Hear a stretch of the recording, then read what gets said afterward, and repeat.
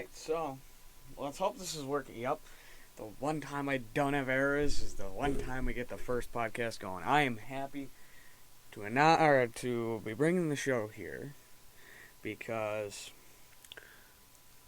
obviously you know by the title, this is a new podcast for the NHL and the AHL, promptly titled the High Scorer Podcast. Let's go. Good to have another one. There will be schedule changes that should come out on the Twitter within a week. I got a couple things to figure out, but I know I'm a little late. But between Saturday, the Comets game, and Sunday, yeah, been a long week and a long weekend.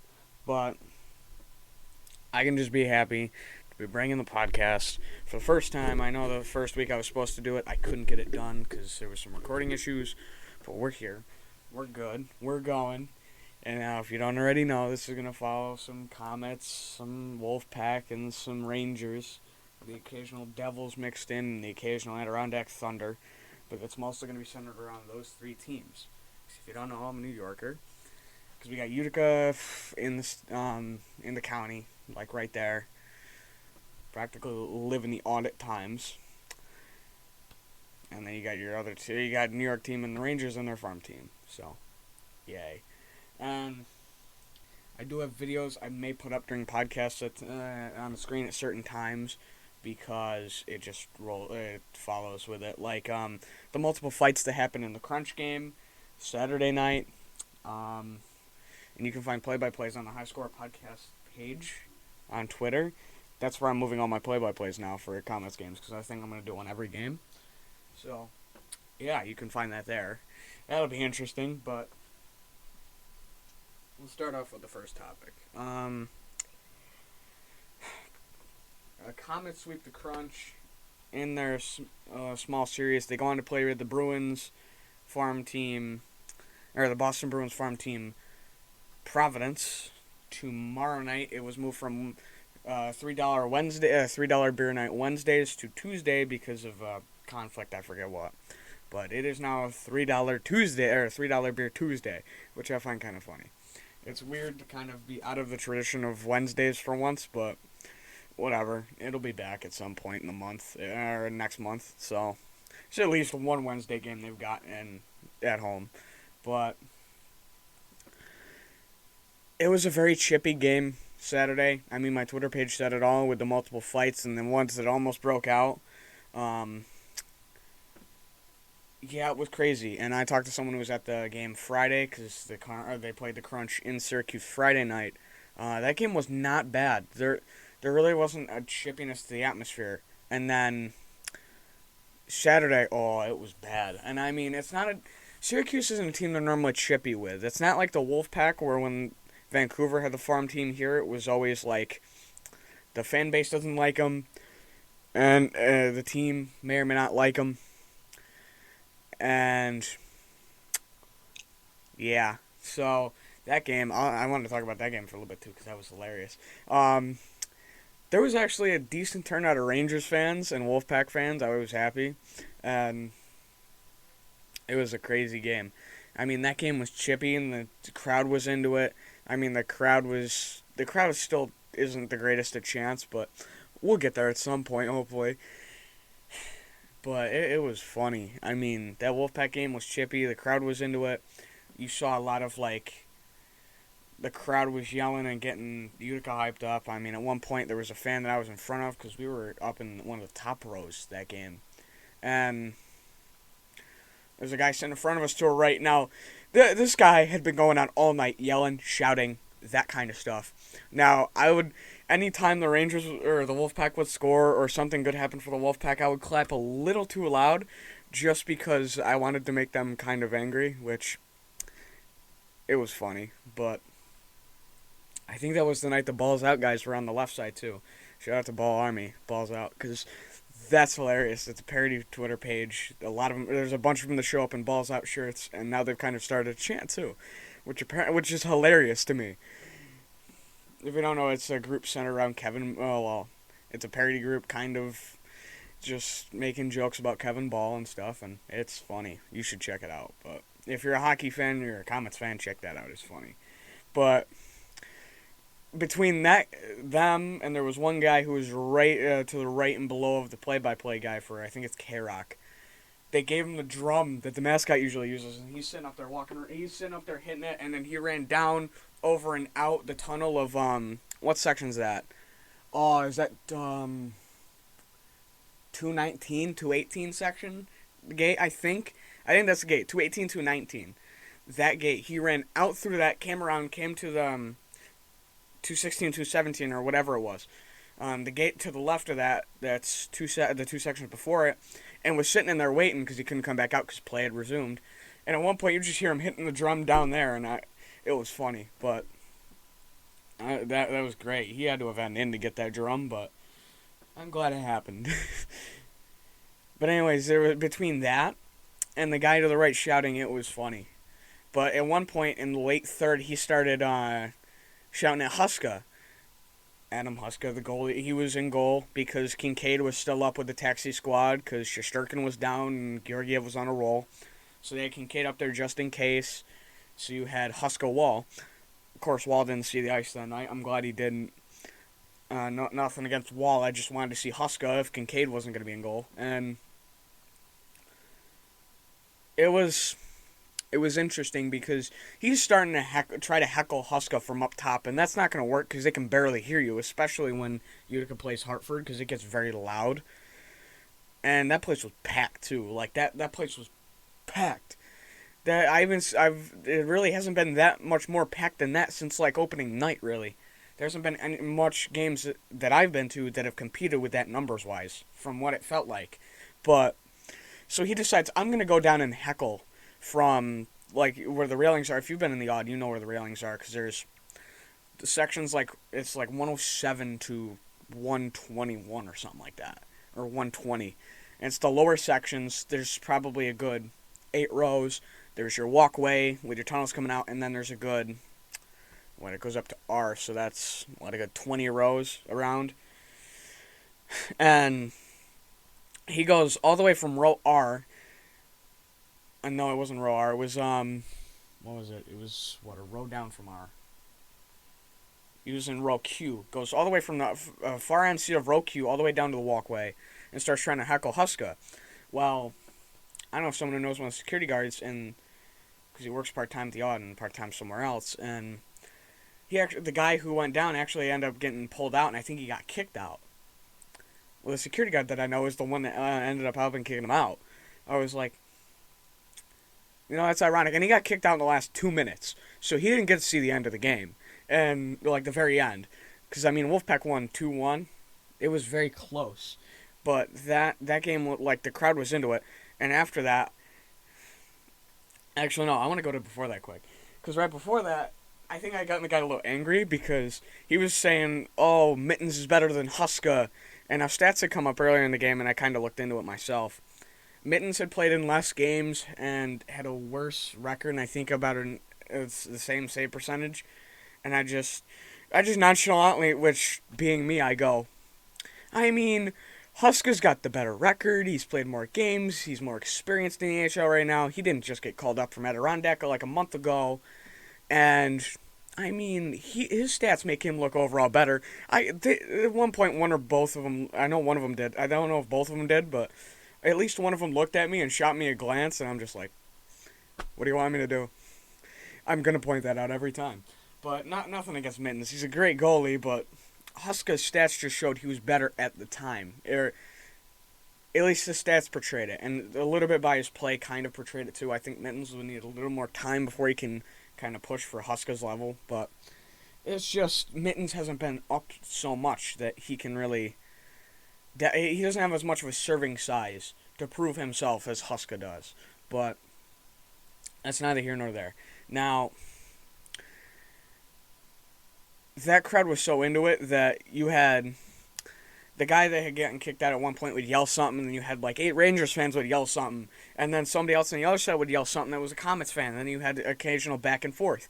There was actually a fight after the game in the stands. Now, I'd walked out the far end tunnel, not like the 207, 208 section. I was on the other side. I was on the bench side, so I walked out that way. That far, I think it was that far end tunnel, that or the second to the far end, and I had missed the fight. Now there was a good fight on the other side behind the penalty boxes, up a good 10 rows, and that's how bad it was. And then I had said, "Let's go Rangers" after the game, walking down those stairs to go out that gate.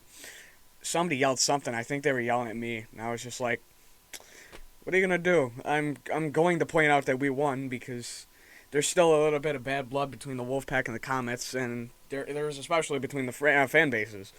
I'm gonna be happy that we won, and I'm just gonna celebrate it till we play them next because we only played them 2 times this year. So it is what it is. But that game, like, you could tell the crowd was into it. The crowd was very into that game. And there was penalties galore. There was what, 1 fight, maybe 2. No, I think there was 1, if that. I have to check the logs again of what I said to see if there was a fight, but there wasn't really much. This game, all of a sudden, out of nowhere, first period. So I think Holt scored the first. I think he scored his first goal to make it 2-1. Here, I can pull it up. But he scored his first goal to make it 2-1, I think. And because off the bat, you had a score from the Crunch, which sucked, but then you had the Comets answer right back, and then you had Holtz put 1 through, and that made it 2-1. Now, they had already gotten, like, really physical really quick. There was a lot of checking. There was a lot of, like, there was almost a late hit right before that between, I don't remember who it was, but it was one of those first liners. And now, keep in mind, Holtz hadn't really, he's been down for a while, down with Utica, but he hadn't really picked it back up, gotten into the tempo, gotten into the game, gotten into where the line is and everything, gotten into play of the AHL again, and kind of just settled back in. This was kind of his settle back in game because he put 2 of them through. He would have had a third if he hadn't kind of relaxed after the first period, because he was mostly quiet after that. I think he might have had an apple, that's it, an assist. But you had Holtz was coming over to celebrate. Now you got the rest of the Comets guys that were on that line. I think DeLeo was on there. You have them all come over, congratulate him, give him the hit on the helmet and everything.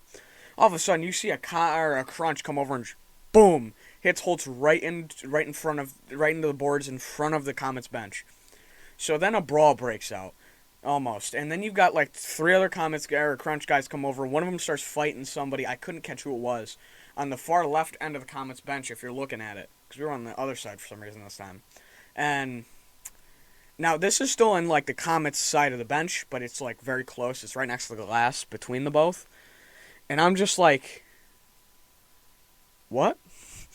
We're really going to do this. Now, Comets did kind of come out of it with a win in the fighting, and I think you had a player on each get a 10-minute, and then you had somebody else come off with a 2-minute, or a 4-minute, a double minor. I don't remember who it was. I didn't list, I don't think, who it was, but I might have that. I don't think I do. I can look at some point, but it was crazy. Because you had that fight went down.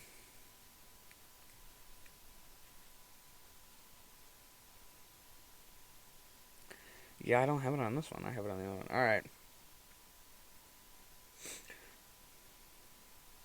Yeah, there was 2 late hits from the Crunch that really sparked this. And then Holtz scored. And Holtz scored the first one, I think. And they fight right in front of the Comets bench. And the Comets mostly came out unscathed. They really didn't lose that one. They were mostly on top of that fight, both fights. And then the refs kind of broke it up. So a couple guys kind of broke it up. They were like, all right, we'll just go back into it. And then later, Matt Flynn gets a late, or not Matt Flynn. I always want to say Matt Flynn. Brian Flynn gets hit late. Now, he gets kind of rocked. And then that breaks out another fight. So it's like, all right, now you've got 2 fights. And then Holtz rips off another goal to make it 2. And then Syracuse gets another penalty with a guy having a double minor. So that makes it 5-3. And then Walsh puts one in. That makes it, make it a 5-on-3. Walsh puts one in to put him up 3-1. And that brings out the guy who had like 27 seconds left on his penalty. So now you're on a 5-on-4. And nothing really came out of it. And then there was a fight right in front of Nico Dawes, which this was his return game. Which it was a great game. I'll talk about that later, but this was his return game, keep in mind. And he's just kind of, he kind of settled in, but it seemed like he was really tense at first.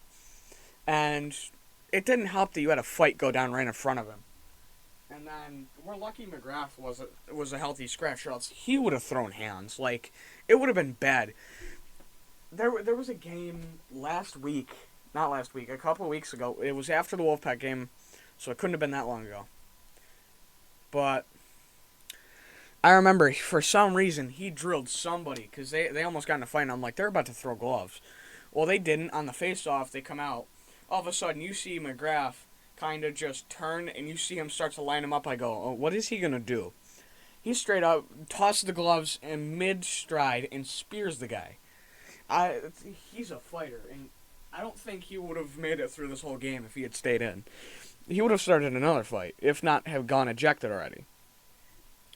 But then you had Flynn make it 4-1 and 7:52 into the second. And then the Crunch made it 4-2.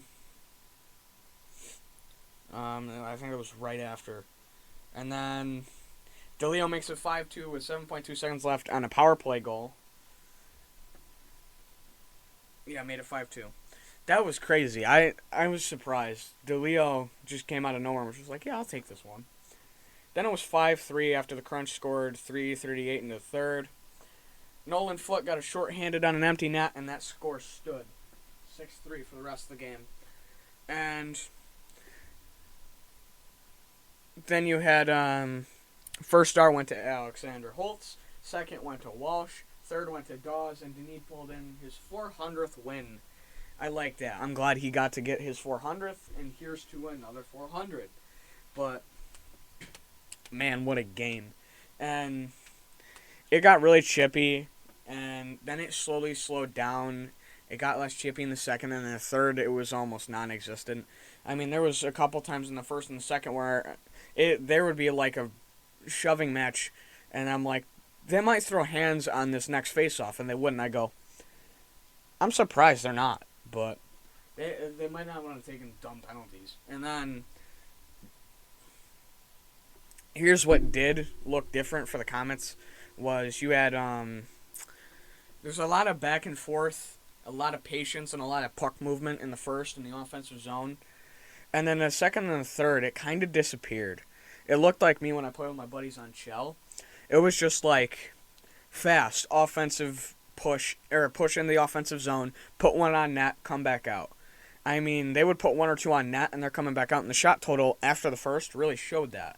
Because they would put a shot on, or a couple shots on, and immediately that puck's back out. They're coming back out. They try to get it back to the offensive zone, and by the time they get back there, they do the same thing, a fast, quick movement, and it just killed them at times because there's times where you just got to reset and just keep that puck moving until you find an opportunity. And in the second and third, there was times where they weren't doing that. They kind of moved away from it. But they didn't. At the same time, they didn't have to do it because they were leading by a good amount and kept that good lead to end up with 4-point win. But at the same time, it doesn't matter. Anything can happen in less than two. And I was with one of the people I was with. The game said, "I'm not going to get excited till there's 2 minutes left because anything can happen in 2 minutes." And he wasn't wrong. Anything can happen in not even a minute. I mean, you can rip off 2 goals in a minute. Holtz did it in that game, so you can do a lot in 2 minutes. But you gotta stay on top of that. You can't just move away from things that worked. But it was a great game for Nico returning in goal. A great game. And it sucks that Mittens had to go back down to Adirondack, but when you've got a balance between Dawes, Schmidt, and Mittens, someone's got to go down. I'm just mad I couldn't be there for any Mittens shutouts because if I was, they throw Mittens on the ice if he gets a shutout. I wasn't there to see one. So I think he had one or two. That's it. It sucked because I wanted to so bad. I wanted to in his first game, but he allowed one goal. Oh, that would have been hilarious if he had just shut out his first game. Yeah, I have a baseline and I'm barely following it right now. I just spent that whole time talking about the Wolfpack, the Comets game, Wolfpack and then Crunch. But I will say, it's going to be an interesting game tomorrow night playing the Bruins farm team Providence, and I can't wait to tell Bruins fans that they've obviously made some mistakes in their life because they've obviously picked the Bruins or Providence. It's like picking Dallas or the Yankees. You just don't do it unless you want to be hated by everybody, and you're making some mistakes. But yeah, I did get some of my baseline done. That's good. So let's go to the Rangers game last night. Saturday night. Now the Rangers. Now they're playing right now against the Kings. I should have that game up. I'm actually gonna put that up on my TV right now. But now Rangers have been playing a great game, or playing great recently. They're number 2 in the Metro still. I think. I don't think that Carolina loss was enough to move them down, but Carolina did lose. They did lose by a decent margin to New Jersey. Who would have thought? I didn't expect it. I don't think a lot of people expected it, and it's a welcome addition because they're in the first spot, and we obviously want them to lose because I want to see the Rangers up in 1. Not only that, so we can show that we're even more superior than our New York counterparts, the Islanders, but it's a story for another day. And it's funny to see, like, New Jersey's been on a string of just bad luck and bad play. And from what I've heard from fans of the team and everything, they're just like, no matter what they'll post on Twitter or no matter what they'll do on Twitter or what, it's just like, we don't want we want to fire our head coach. All right. That's all the Twitter's really gone to recently is just fire the coach. When is the coach getting fired? Blah, blah, blah. Okay. At least it's not us. But I will say this. It's welcome to see them win that. And Rangers, Saturday. Now, they got down to a late 3-1 deficit. Leave it to Georgiev. Now, for those of you who don't know, I don't like Georgiev. I will say that first and foremost. I will say that more than anybody. And some of the people I know will tell you, I hate Georgiev. Now, there's good reason, because in the third period, he seems to turn into, Jason Peters, in the sense that everything gets by him. And if you don't get it, Jason Peters, former left tackle for the Eagles, in his last season with the Eagles, all of a sudden just decided, I'm going to forget completely what I'm doing and turn into a statue. And basically, Georgiev has moments where he just forgets what playing goalie is and just can't do anything. Can't stop anything. Okay, that's the gold, or that's the silver Kings helmets. I never know how to feel about that. But it's currently 0-0, almost 5 minutes in. I'm happy already. But let's just hope Mr. Points per game gets a goal. Cries. Let's hope. But now, speaking of Kreider, got a hat trick against the Coyotes. Now, it ended up being 3-1 quick in the first. I didn't catch the first period of this game because I was kind of hyper-focused on the Comets game. And then I started watching back and forth at the odd. And hey, is that Revo? That might be. But nope. That's not him. I thought it was. No, it is. But I'm just happy to see Revo on the ice.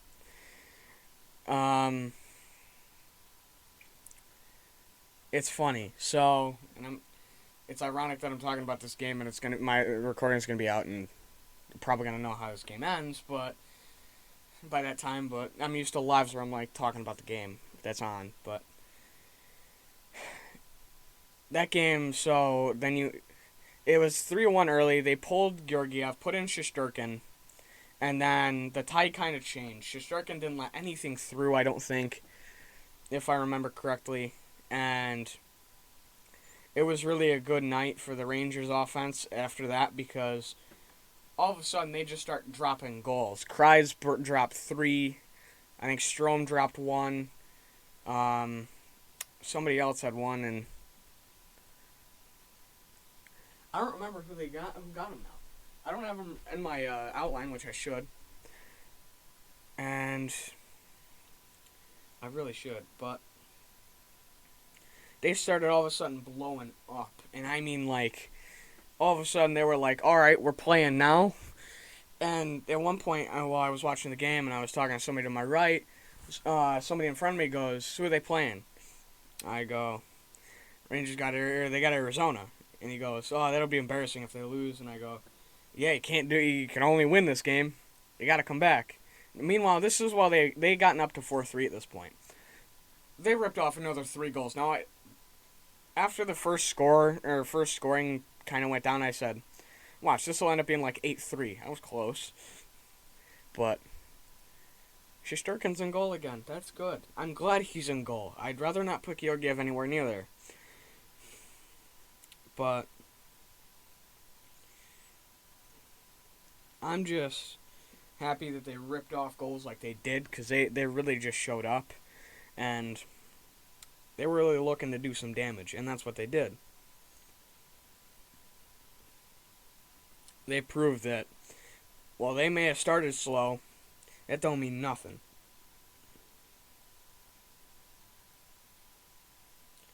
And 30 days of Henrik. It's up in a couple days. That sucks. I love 30 days of Henrik. It's great. It's honestly one of my favorite things. I really like Henrik Lundqvist. But I guarantee it. Don't mind me if I say names wrong because I occasionally will say names like 3 different ways, and getting more into hockey has just been a nightmare just because I'm so used to the NFL and NBA where I know a lot of those names already and I know how to pronounce them, and then you get into hockey and it's a whole nother beast at times. But if this will get me up. There we go. Finally got it. Now, if this will go.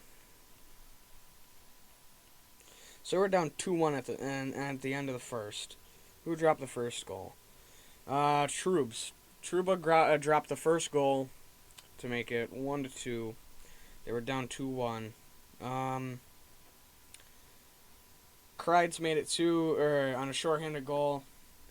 Made it 2-3. And then it was Gather that made it 3-3. Breadman made it 4-3. Kreitz made it 5. And then they went into the third up 5-3. Meanwhile, now keep in mind, Kreitz had just grabbed leader in goals again. And Cheidel was out, ended up leaving for the game. Then you had Trouba drop his second of the night, and then Kreitz dropped his third to finish the game, or to make it a heady, and it was a career high. So, I know it was a career high in scores, but it was a great night for all of them. I think the whole team probably woke up happy, and all I'll say is, I think that game was the Fox shove, where he literally got shoved really bad late, kind of.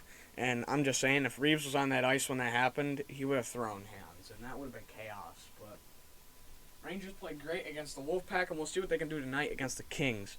Now, Capo did hit IR today, so I assume, like I was assuming, his upper body injury was a little bit more than they've told us, and that, well, I mean, okay, where was I going with that? I just lost it. Capo hasn't been playing the best. You gotta admit it. And not only that, I'm fine. I'm fine with him being out right now. Because the injury, they said, here's where I was going with it. They said he was day-to-day. I was like, there's got to be more to this. There's always more to it, especially in hockey. There's always more to the injury than they'll tell you. if they can. There probably was. Then you had who came up? Wasn't Ronning. I want to say it was Ty Ronning for some reason. Who came up? Because Capo hit IR, somebody went to the taxi squad again, and somebody came up. Barron came up from the taxi squad. Tenorti went to the taxi squad, and Capo went to IR. So we may see Tenorti soon if somebody else goes down, and well, don't want to be decimated by injuries again, or injuries and COVID a little bit, because no. In some news that has kind of been picking up steam recently, apparently the Caps are now a bidder for Kane alongside Edmonton. All right, we'll see how that goes. And it came out yesterday that the Rangers shot an offer for Chychrun to Arizona, and the package included Kravtsov. He's not coming back to play for the Rangers. He doesn't want to come back. And, well, sucks, but hey, we got to get as much cap out of the way as possible, because you got decisions with a few guys to be made soon. And I mean soon. And when those decisions are to be made, you got to make them soon, because you got a lot of guys going into contract decisions, or they're going to need decisions made on contracts. I think it's Hayek. I think he's the only one that needs a contract decision right now on the defense. I think Capo's got a contract decision after this year, because I think he's up. I don't remember if he's a U or an RFA. And there's a couple other forwards I know that have a contract decision, including Greg McKegg, who may go, which I don't want to see him go, because Greg McKegg's one of my favorite Rangers, but I just like seeing Greg McKegg. But we'll see. There's a couple other guys, too. And it doesn't help that Watzlaw got 2 more years till his contract's decided. You got to open up something there. I think it's Loff. I don't remember. It's somebody very young and very good that's got a decision up.